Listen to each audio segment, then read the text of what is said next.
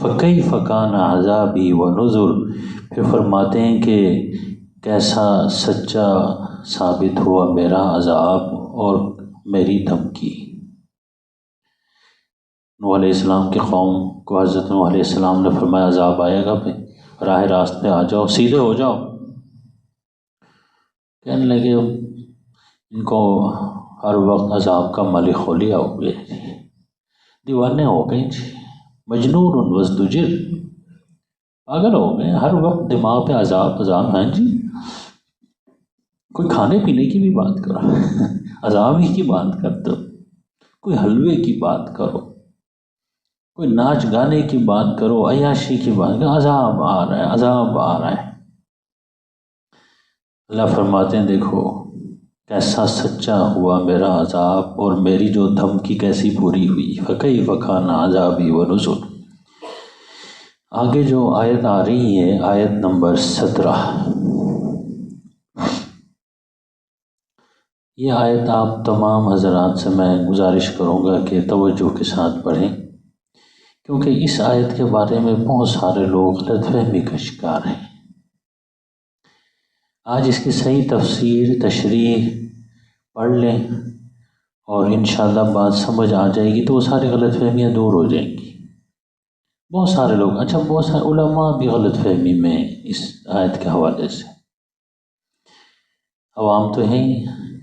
اللہ تعالیٰ فرماتے ہیں کہ وَلَقَدْ يَسَّرْنَا الْقُرْآنَ لِلذِّكْرِ، ہم نے قرآن کو نصیحت حاصل کرنے کے لیے آسان کیا ہے۔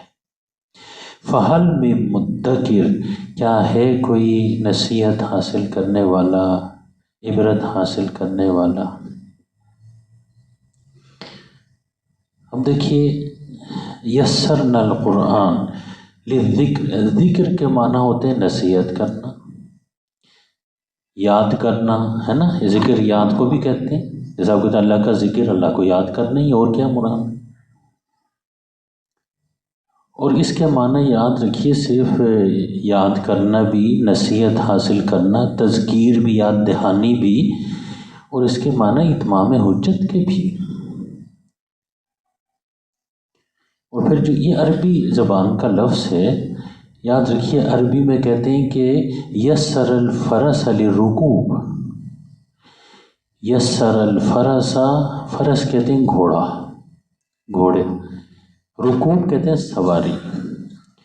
تو یسر الفرس، تو اس کے معنی یہ ہوتے ہیں کہ بھئی گھوڑے کو تیار کیا، کس کے لیے؟ سواری کے لیے، اس پہ سوار ہونے کے لیے۔ کیا مطلب؟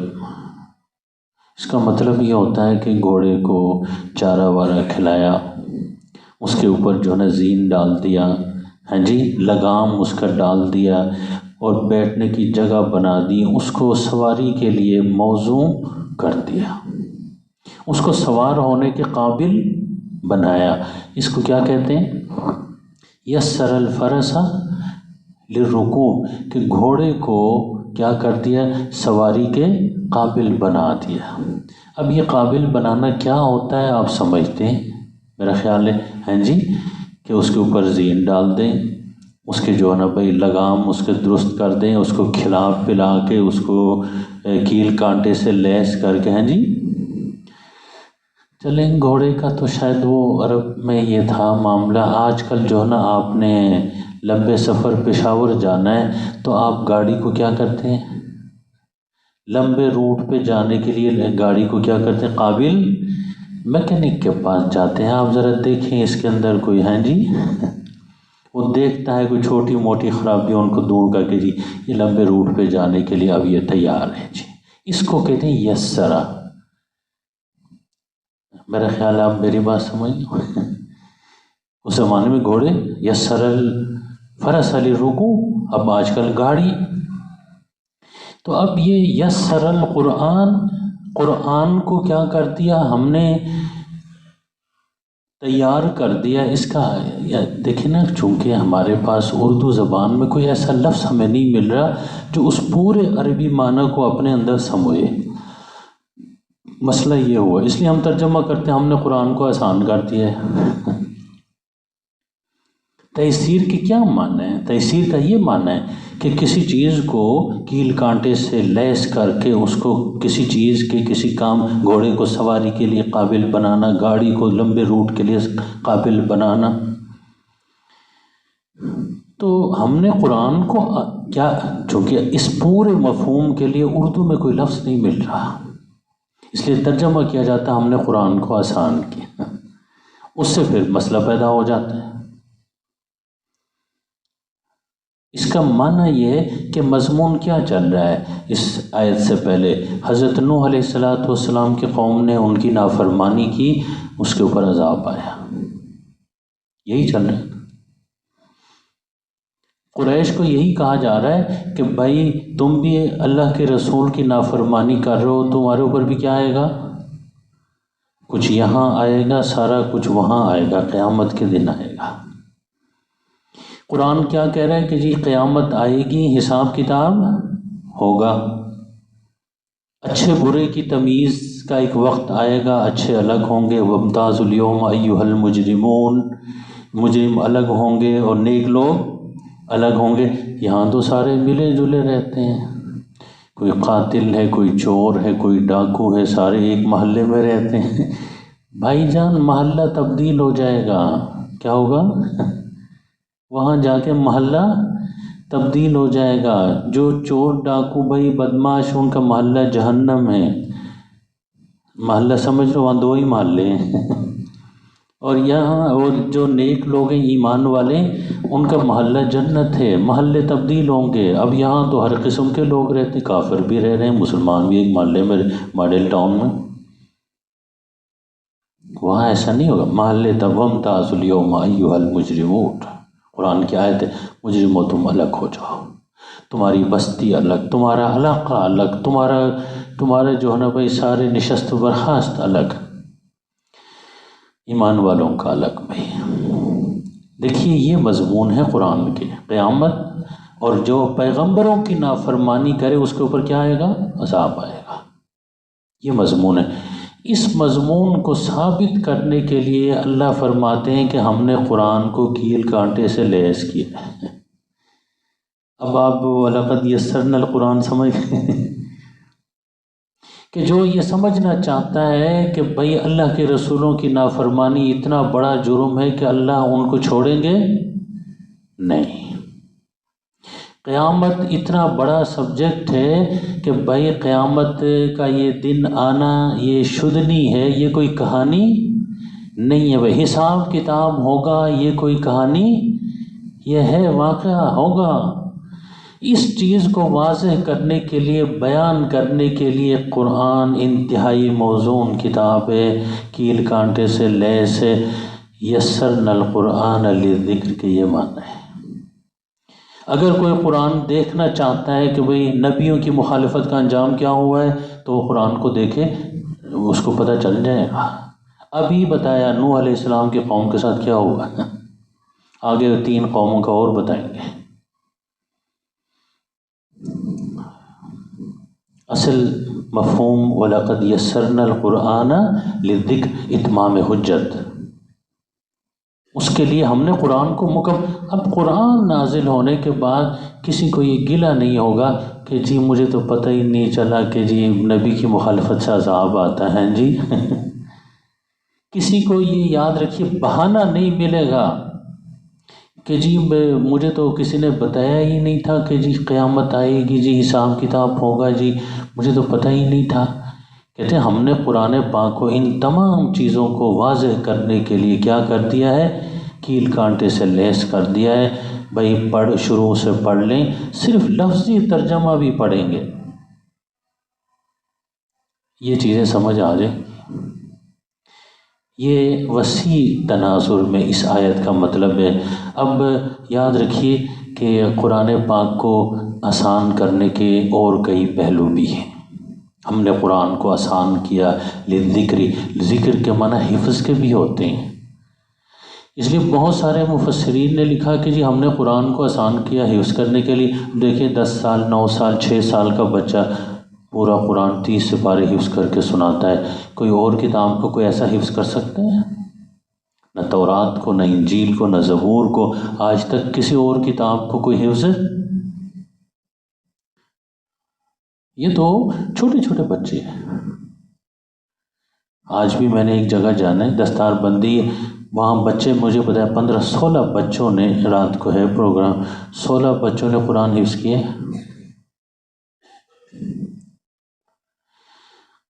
ایسے ایسے بچے مجھے ملے ہیں، ایسے ایسے بچے. بھائی یاد رکھیے کہ 6 مہینے میں قرآن حفظ کیا. کتنے مہینے؟ 6 مہینے میں. قریشی صاحب جامع شفیع سے 9 مہینے میں، وہ تو بہت زیادہ قرآن پاک حفظ کیے. وَلَقَدْ يَسَّرْنَا الْقُرْآنَ لِلذِّكْرِ، حفظ کرنے کے لیے ہم نے اس کو آسان بنایا. اور چھوٹے چھوٹے بچے جو نا حفظ کر لیتے ہیں. اور یاد رکھیے سال میں حفظ کرنے والے تو بہت ہیں. اللہ نے قرآن کو آسان بنایا حفظ کرنے کے لیے، ورنہ اتنی بڑی کتاب کو حفظ کرنا آسان. اس سے مجھے یاد آتا ہے، اگر آپ اجازت دیں، کہ اتنی بڑی کتاب کو حفظ اور یاد کرنے کو اللہ نے آسان بنایا، تو بھائی 10 سال کے، 9 سال کے، 8 سال کے بچے پورے قرآن کو حفظ کر لیتے ہیں. معلوم یہ ہوا کہ اللہ چاہے کسی کام کو بھی آسان. ہماری بھی بڑی مشکلات ہوتی ہیں بڑے مسئلے ہوتے ہیں. بچے امتحان دے رہے ہوتے ہیں، آگے نہیں دعا کریں نہیں. بھئی خود اللہ سے دعا کرو. اللہ نے اتنے بڑے قرآن کو بھئی چھوٹے چھوٹے بچے حفظ کرتے ہیں ان کے لیے آسان بنا دیا. یہ چھوٹے چھوٹے امتحان بھئی یہ کون سے بھئی؟ اللہ مشکلوں کو آسان بنا دے گا.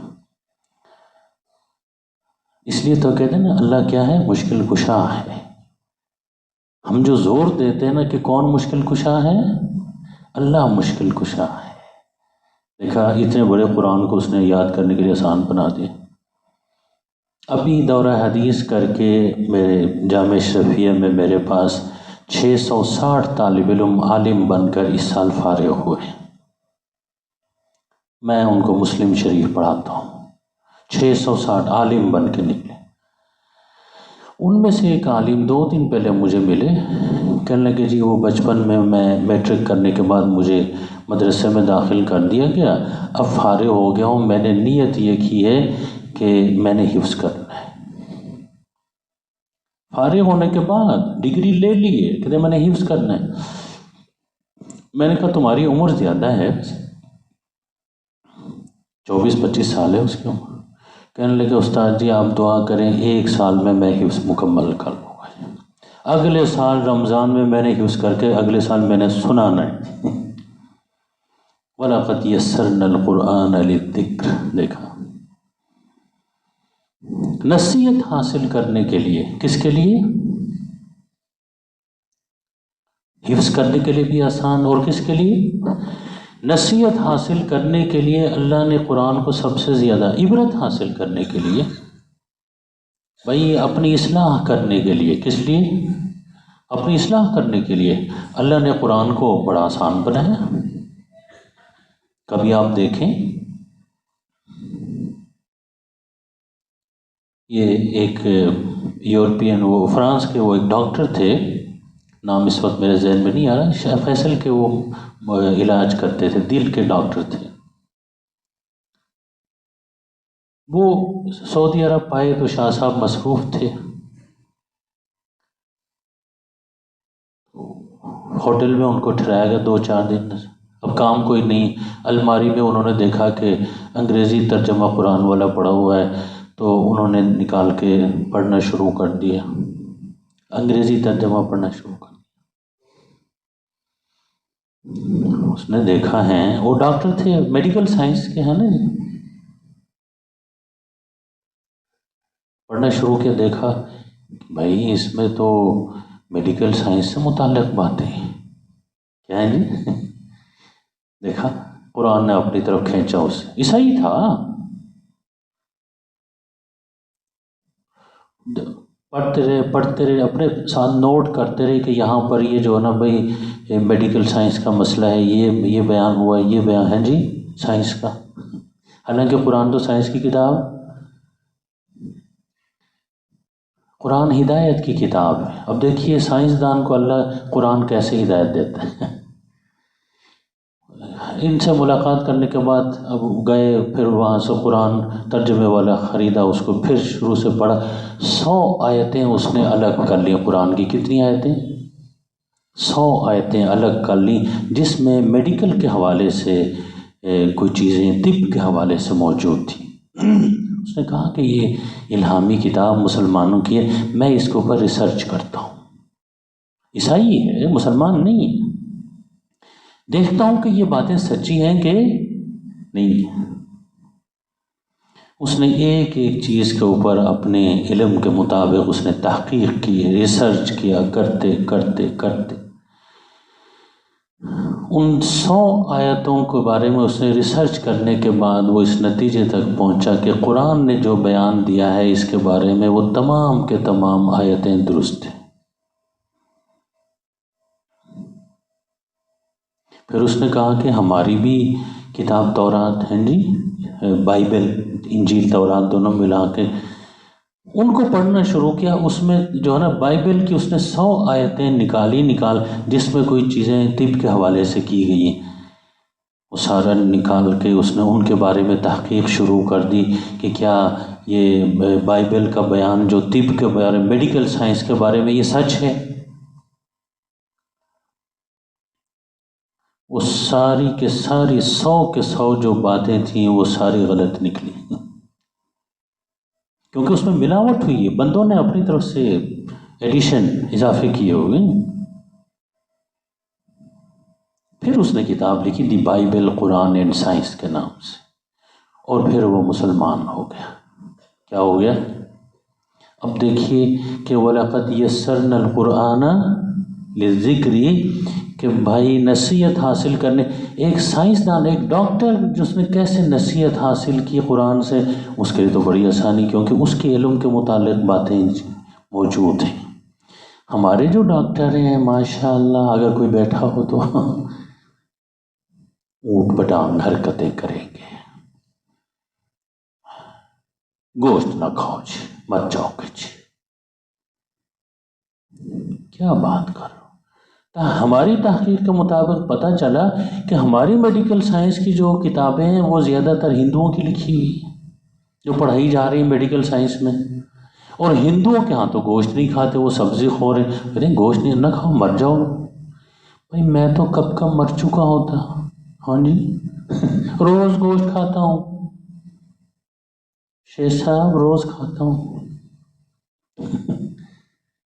کچھ نہیں ہوتا۔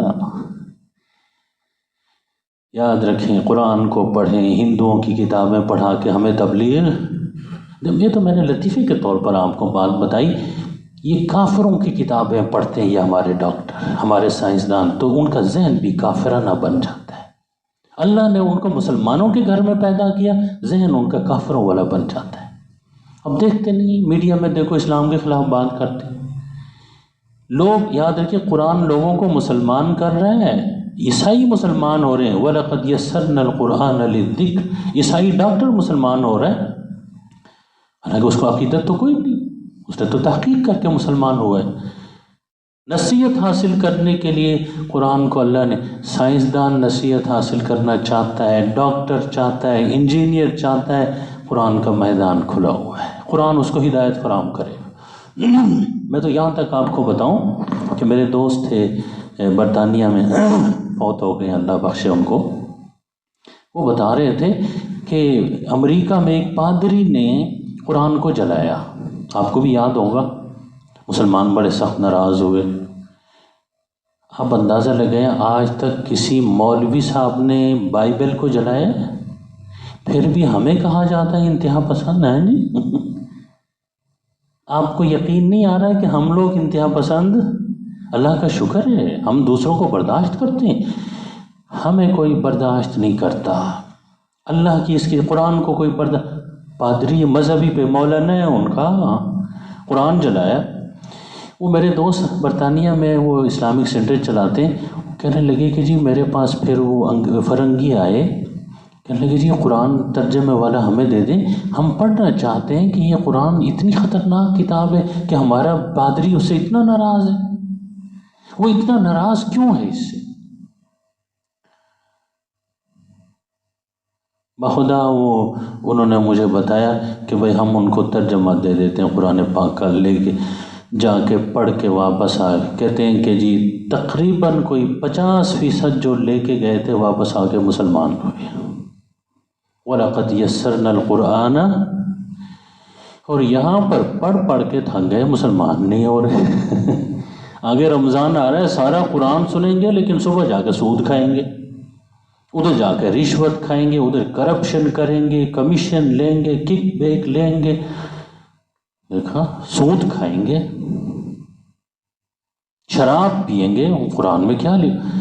کیونکہ ہم یاد رکھیے نصیحت حاصل کرنے کے لیے، اپنی اصلاح کے لیے قرآن کو ہم بھائی تلاوت کرتے ہیں ثواب کمانے کے لیے، ثواب تو مل جاتا ہے، یہ نہیں کہ نہیں کرنا چاہیے، ثواب مل جاتا، اصلاح نہیں ہوتی، قبلہ درست نہیں ہوتا۔ اب میرا خیال آپ سے وَلَقَدْ يَسَّرْنَا الْقُرْآنَ لِلذِّكْرِ، حفظ کرنے کے لیے بھی آسان بنایا، نصیحت حاصل کرنے کے لیے بھی اللہ نے آسان بنایا۔ ہے کوئی نصیحت حاصل کرنے والا؟ ڈاکٹر ہے اس کے لیے میدان، انجینئر ہے اس کے لیے میدان، مولانا ہے اس کے لیے، سادہ سے سادہ مسلمان۔ میرے استاد صاحب تھے مولانا سرفراز خان صفدر صاحب رحمہ اللہ، تفسیر کے، وہ فرماتے تھے کہ قرآن کا ترجمہ، لفظی ترجمہ شروع سے آخر تک جو پڑھے گا، میں ایک چیز کی ضمانت دیتا ہوں کہ کم از کم وہ شرک میں مبتلا نہیں ہوگا، شرک اور کفر میں مبتلا نہ ہوا، مسلمان بدعات میں مبتلا نہ ہوا، انشاءاللہ جنت میں ضرور جائے گا۔ اس لیے آپ سے بھی گزارش ہے، میں تو ہفتے میں ایک دن آتا ہوں، اتوار کو چلے میں تو تفسیر کرتا ہوں، وضاحت کرتا ہوں، لفظی ترجمہ اپنے گھر میں بیٹھ کے کسی قرآن کا، جو بھی آپ کو قرآن کا ترجمہ اچھا لگتا ہے، جس عالم کا، جس بزرگ کا آپ پڑھیں، قرآن ہدایت دے گا۔ نصیحت اپنی اصلاح کے لیے قرآن سے بڑی اصلاح کی کتاب اور کوئی نہیں ہے۔ آپ خود پڑھیں، عقل اللہ نے آپ کو دی ہوئی، سمجھتی ہوئی، سارے پڑھے لکھے لوگ، لیکن پھر بھی میں ایک دو چیزیں آپ کو بتا دیتا ہوں کہ قرآن پاک کو ہم نے آسان کیا۔ تیسیر قرآن کا ایک پہلو تو یہ کہ جس کو خود قرآن نے بتایا کہ بلسان عربی مبین، کہ اللہ نے قرآن کو قریش کی جو ٹکسالی زبان تھی، فصیح و بلیغ زبان تھی، اللہ نے اس میں قرآن کو اتارا، تو عربوں کے لیے اس کو سمجھنا کوئی مشکل نہیں تھا، آسان کیا ہے، آسان زبان میں، فصیح و بلیغ زبان، بلسان عربی مبین، کوئی پیچیدہ زبان میں قرآن کو نازل، تو سب سے پہلے عربوں نے اس کو سمجھا، پھر یہ چیز ہم تک بات پہنچی، ہمارے لیے بھی سمجھنا آسان ہو گیا۔ اب دیکھیے ہمارے لیے تو ہم دیکھ رہے ہیں یسرنا القرآن، اس کا مطلب سمجھاتے سمجھاتے میں، لیکن عربوں کو سمجھانے کے لیے یہ لفظ جب بولا گیا تھا، سامنے جو عرب موجود تھے وہ ایک دم سمجھ گئے اس کی کیا مطلب ہے، کیونکہ وہ گھوڑے کے لیے جو ہے نا بھائی یسر الفرس علی رکوب، ایک دوسرے کے لیے کیا کرتے تھے، استعمال کرتے تھے۔ ہمارے لیے تھوڑا وہ چونکہ سمجھنا پڑتا ہے، وقت لگانا پڑتا ہے۔ اور پھر یاد رکھیے یسرنا القرآن، کہ ہم نے قرآن کو آسان کر دیا۔ اس کا ایک پہلو یہ کہ اللہ نے سارا قرآن ایک دم نازل کر کے یہ نہیں کہا کہ اس پر عمل کرو، نہیں، نجمن نجمن، تھوڑا تھوڑا کر کے 10 آیتیں، 5 آیتیں، ان پر عمل ہو گیا، آگے اور 10 آیتیں، 20 آیتیں، دیکھیں نا، آسان آسان کر کے۔ ایک قاری صاحب تھے، ان کا بیٹا جو ہے نا حفظ کرنے لگا، 5 سال ہو گئے، شاگرد کے پاس چھوڑا تھا، وہ شاگرد بھی شرمندہ کہ جی ابھی تک حفظ پورا نہیں ہوا، تو وہ قاری صاحب نے ان کو بلایا کرنے لگا، آپ شرمندہ نہ ہوں، قرآن 23 سال میں نازل ہوا ہے، آپ تو 5 سال میں ہی گھبرا گئے۔ کتنے سال میں؟ لیکن آسانی کے لیے 23 سال میں، بھائی پڑھتے جائیں، عمل کرتے جائیں، عمل کرتے جائیں، آہستہ آہستہ۔ اس لیے شراب کے اوپر ایک دن میں پابندی نہیں لگائی، 4 مرحلوں میں پابندی لگائی، بالتدریج، کیونکہ لوگ عادی تھے۔ اب ہم بھی اگر کوئی مسلمان ہم سے پوچھتا ہے نا، تو ہم تو ایک دم سارا اسلام اس کے اوپر کیا کرتے ہیں، نازل۔ مسئلہ یہاں پیدا ہوتا ہے، بھائی آہستہ آہستہ، آہستہ آہستہ۔ میں نے آپ کو بتایا تھا نا، ہمارے ہاں کافرستان ہے، کچھ نوجوان مسلمان ہونے کے لیے میرے پاس آ رہے تھے، میں رمضان سے پہلے وہاں تھا، نہیں آئے. جو ان کو لا رہے تھے میں نے ان سے کہا کہ جی وہ آئے نہیں. کہنے لگے وہ کسی مسلمان سے ان کی ملاقات ہو گئی. انہوں نے کہا بھائی کیا کر رہے ہو؟ یہ مسلمان ہونے جا رہے ہیں. 5-6 تھے. کدھر؟ جی مولانا صاحب کے پاس. وہ مسلمان نے ان کو بولا تمہیں پتہ ہے کہ تم کیا کرنے جا رہے ہو؟ آگے رمضان آ رہا ہے. مسلمان ہو جاؤ گے تو صبح سے شام تک نہ کھا سکو گے نہ پی سکو، پابندی. انہوں نے کہا اچھا. ہاں جی. انہوں نے کہا روزہ ہی نہیں ایک اور کام ہے، عشاء کے بعد 20 رکعت تراویح بھی پڑھنی پڑے گی. سونے کے اوپر بھی پابندی ہے، رات کو 20 رکعت تراویح امام کے پیچھے کھڑے ہو کے. ہاں جی. انہوں نے کہا اب کیا کریں؟ انہوں نے کہا رمضان کے بعد پھر دیکھو. بات مجھ تک پہنچی. میں نے کہا یار ان کو لے آتے، میں تو روزہ ان کو معاف کر دیتا. کیا کر دیتا؟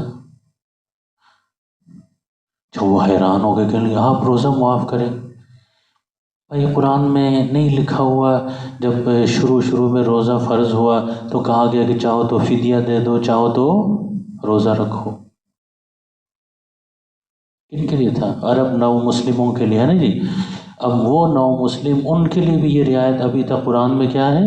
موجود ہے. ہم قرآن کو پڑھتے نہیں.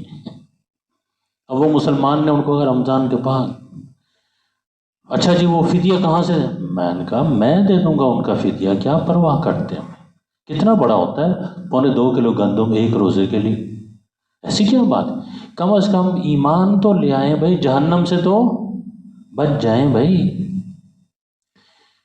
پھر وہ کیا مطلب اس کی تو صورت قرآن میں موجود. کہنے لگے جی پھر تراویح کا آپ کیا کرتے؟ 20 رکعت تراویح. میں نے کہا تو اس کی تو میں پہلے ہی چھٹی دے دیتا ان کو، بھائی سو جاؤ عشاء کی نماز پڑھ کے. کیوں؟ اس لیے کہ وہ مستحب نماز ہے، فرض تو ہے نہیں، واجب تو ہے نہیں، سنت نماز ہے. اگر نو مسلموں کے لیے تو اور بھی زیادہ رعایت ہو سکتی ہے.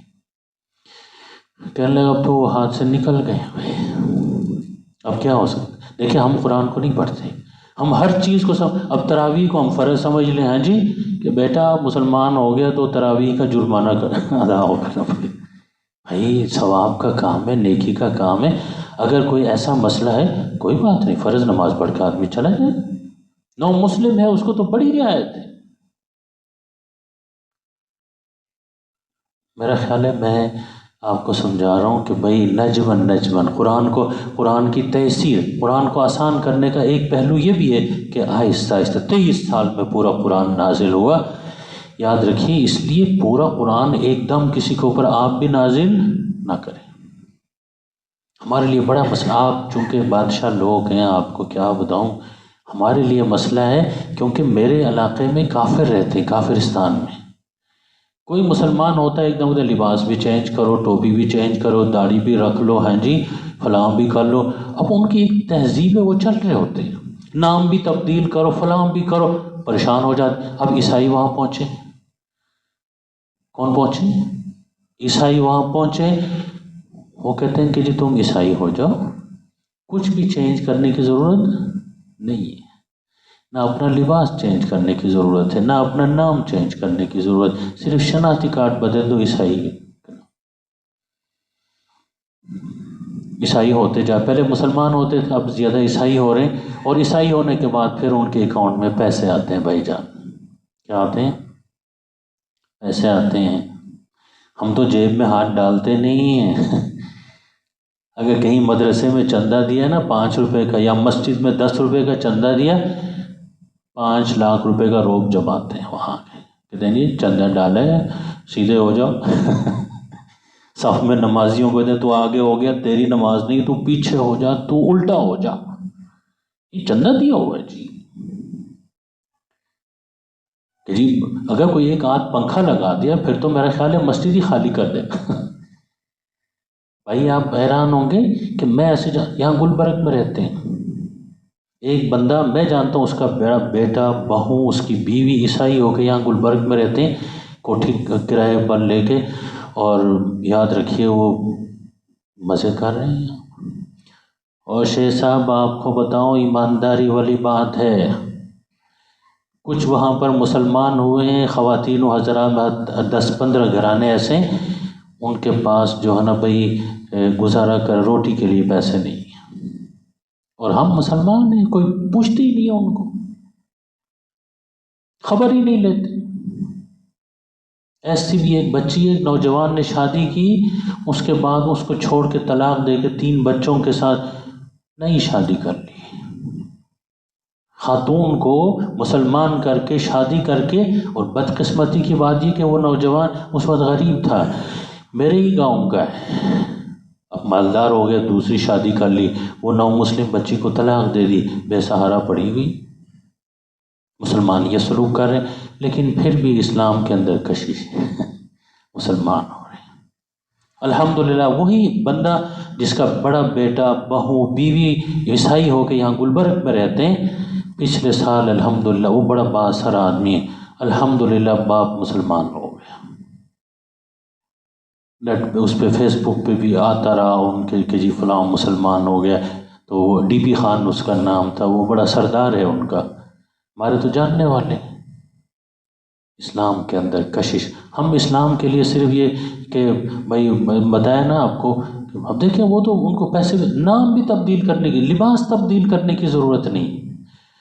وہاں مسلمانوں کو، علماء کو بھی میں سمجھا کے تھک گیا ہوں کہ بھائی آرام سے اگر یہ لوگ مسلمان ہو رہے ہیں تو ذرا آرام سے، تسلی سے، تدریج کے ساتھ، آہستہ آہستہ آہستہ ان کو اسلام کے ساتھ مانوس کرو۔ اب ان کو کہتے ہیں نماز پڑھتے ہو سورہ فاتحہ آتی ہے، نہیں ابھی تو مسلمان ہو، تیری نماز ہی نہیں ہوئی۔ وہ کہتے ہیں کیا کریں بھائی ان کے صرف یہ کہ سبحان اللہ سبحان اللہ سبحان اللہ کہتا رہے، رکوع کرے، سجدہ کرے، نماز ہو جائے گی۔ اتنی آسانی ہے، سبحان اللہ تو کہہ سکتے ہیں نو مسلموں کے لیے اتنی آسانی، ہم سے تو کوئی پوچھتا نہیں، وہ گلی محلے کے جو مولوی صاحب ہیں اس سے پوچھ دیں، وہ تباہی مچا دیتے ہیں، بات ہم تک پہنچتے پہنچتے بگڑ چکی ہوتی ہے۔ قرآن کو ہم نے آسان بنایا، اللہ کے بندو یاد رکھو اس میں ایک پہلو ہے کہ اللہ نے بھی قرآن کو تھوڑا تھوڑا کر کے نازل کیا، 23 سال کے عرصے میں لوگ پڑھتے رہے ہیں، سمجھتے رہے ہیں، اس لیے آخری صورتیں میں آپ کو پڑھاؤں گا، یہ قرآن میں تو آخر میں ہیں لیکن نازل سب سے پہلی ہوئی ہے۔ آخری جو سوری قل هو اللہ احد، دیکھا چھوٹی چھوٹی صورتیں، 3 آیتوں پر مشتمل، 4 آیتوں پر مشتمل، 5 آیتوں پر مشتمل۔ یہ مکے میں یاد رکھیے 4 جملے دے دیے گئے، قل هو اللہ احد، توحید کا مضمون، دیکھا اللہ ایک ہے جی، اعلان کر دو اللہ ایک ہے، اللہ الصمد، اللہ بے نیاز، لم یلد ولم یولد، نہ اس نے کسی کو جنا ہے نہ اس کو کسی نے جنا ہے، ولم یکن لہ کفوا احد، کوئی اس کا ہمسر نہیں، کوئی اس کی فوٹو کاپی، کوئی اس کی ہم شکل نہیں ہے، اور کوئی اس جیسا نہیں ہے۔ دیکھا یہ 4-5 جملے ہر بندے کو کیا ہو سکتے ہیں، یاد بھی ہو سکتے ہیں، اخذ بھی کر سکتا ہے، ان کو سمجھ بھی سکتا ہے، ذہن میں بٹھا بھی سکتا ہے، اس کے اس لیے کہا نا کتاب احکمت آیاتہ ثم فصلت، کہ ایسی کتابیں جس چھوٹی چھوٹی صورتوں کے ذریعے سے محکم کیا گیا، ثم پھر سورہ بقرہ نازل ہو گئی مدینہ میں آ کے، لمبی صورت جس نے سارے مضامین کی تفصیل کر دی، ثم فصلت، دیکھا نا۔